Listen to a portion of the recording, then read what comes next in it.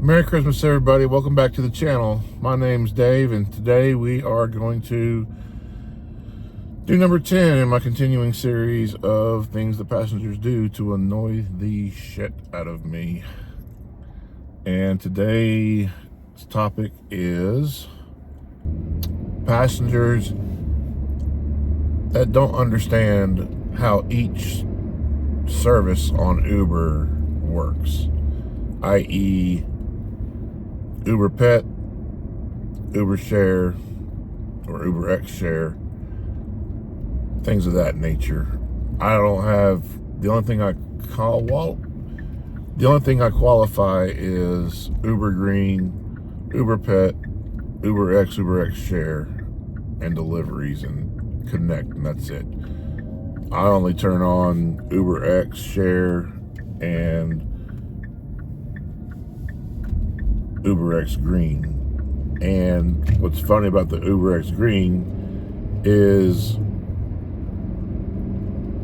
maybe it's because I'm in the South and we're not, as environmentally conscious as the rest of the country, but I've only had one ride for Uber X Green, and it was not even somebody that was requesting it for the green purpose. They were requesting it because they said it was actually the cheapest one available, which kind of surprised me. I thought they had to pay extra for that, but he said it was the cheapest one, so he took it. He didn't get it because I have a hybrid.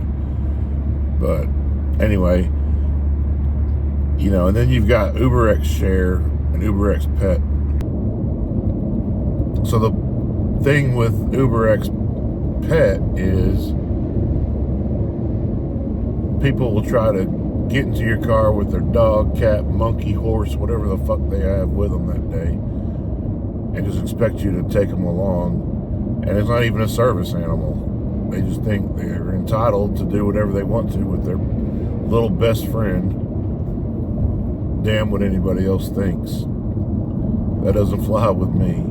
I've had a situation with that before, and without getting political, it had me having to be political to get this guy to finally shut the fuck up. And they may be oblivious. They may not know the service exists. That doesn't excuse the fact that they're trying to, get into your ride with a damn hairy-ass animal.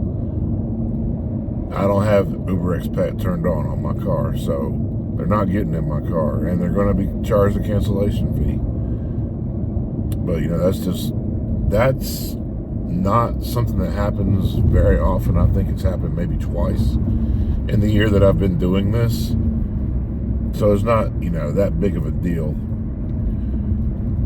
However, what I have encountered more of, and it may be because it's a new service, people just, it's kind of like, do you read the fine print on stuff?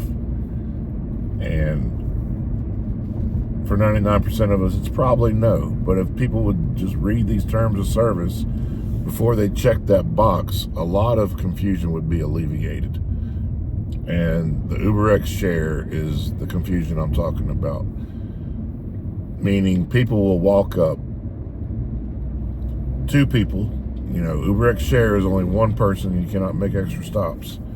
That's why I love it, because I always know I'm only going to get one rider and they're not going to be able to add any extra stops on the way.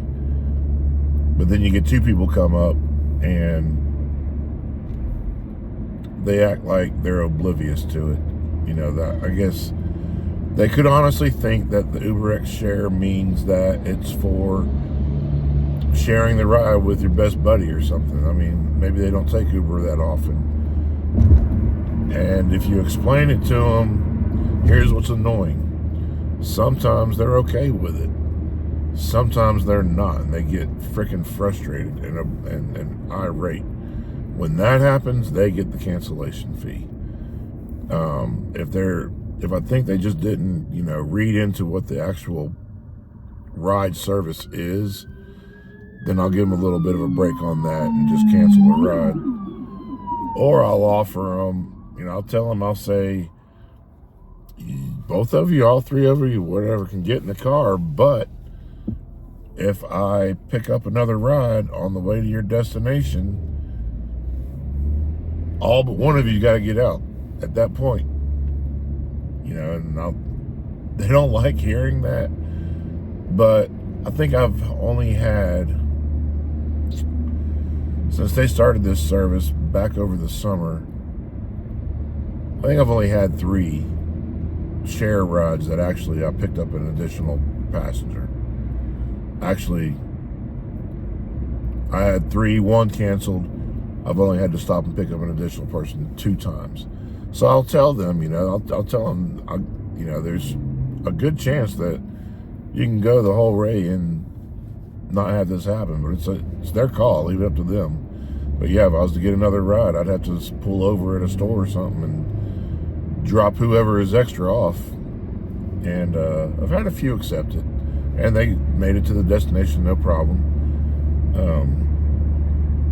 But it's just, you know, I understand that people don't read the fine lines, but it doesn't stop the fact that it's still annoying. So know what you're doing, know what you're getting into, know your services.